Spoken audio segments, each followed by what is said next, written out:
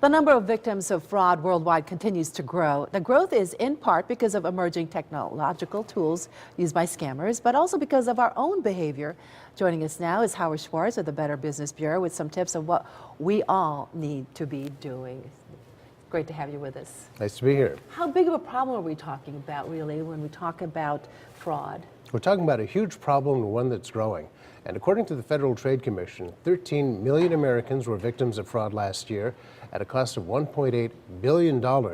And the majority of that was identity fraud. And if you look at the profile of the typical victim, that would be between the ages of 20 and 29. But we have to remember there's all kinds of other fraud that we talk about from day to day, and that's telephone fraud, internet fraud, lottery fraud, people who show up at your front door to sell you substandard products and work. We also have emails and links with attachments that can create all kinds of havoc for us in our personal lives. It can get pretty messy. Let's go to the big one, the first one you mentioned, identity fraud. What's happening there? It's basically our behavior. We tend to want to give out a lot of information. If we go and we want to get a discount card from a retailer or a drugstore, we will give our address, we'll give our telephone number, we'll give our email. Those are very handy elements to have when, as we saw historically from the recent data breaches, when someone manages to get into one of those big databases, they take all that information, they sell it on the internet, and you're talking about the Target breach. Recently, yes. Yeah, and the problem with that is the information goes and it's sold very, very quickly. We're talking about the credit card numbers, but also when they have your email address, the hackers can take that information and put together a profile, if they're so inclined, on you based on all kinds of information they can find elsewhere on the internet. But how do we actually prevent that from happening? We have to be discriminating about the kind of information that we give out online. But some of that is, I think, required, isn't it, to get whatever it is that you're trying to sign up for? That's correct, except it's possible to open an alternative email account, and that's very good to prevent spam coming in. Oh, that's a good idea. Yeah, and anytime you have to go on a site and register, give that email address out. But another interesting one is Social Security numbers, and there seems to be a gray area for most people. When do I have to give it out? I never give it up, never. And that's probably a good unless idea. My employer wants it for some reason, but other than that. Well, the people who are entitled to it by law would be employers, the IRS. Banks will ask for it. But there are also private companies that ask. For example, if you want to get a cell phone. Utility bills. Now, most folks think that they have to give out their social for a utility bill, and that's not the case. You can offer an alternative form of identification, such as a passport or your driver's license. And just because a doctor or a dentist asks for that information doesn't mean you have to give it up either if they've already got your insurance information. And we have to remember that that information is only as safe as the individual or the system that's keeping it. So Social Security numbers should be kept to yourself.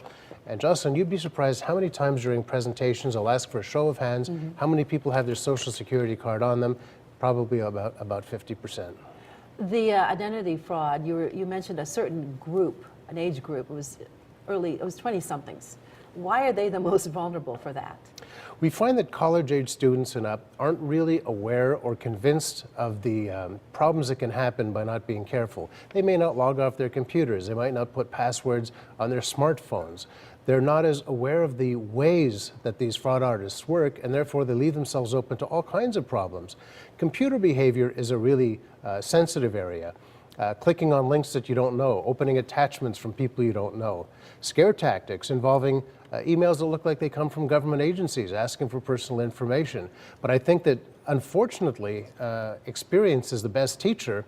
Hopefully that experience won't be very costly for them in the long run. Also, you say going on to media sites, social media sites, when you're giving too much information also opens you up for a lot of these types of frauds. That's a big problem. We want to share, but we tend to share too much. We do. You do, and you should be careful. You don't want your birth date up there, even though it's nice to celebrate birthdays. Anything that identifies where you live. We have to remember also that the grandparent scam, where someone will call and say, hi, this is your grandson. I've run into some trouble. I need help for a hospital bill or because I've been arrested. Well, if someone knows your Facebook site, they can go on, they know who your friends are, what school you go to, and it lends legitimacy to the scam when they call up. Just really quickly, and we're running out of time, but the elderly always vulnerable for these types of scams.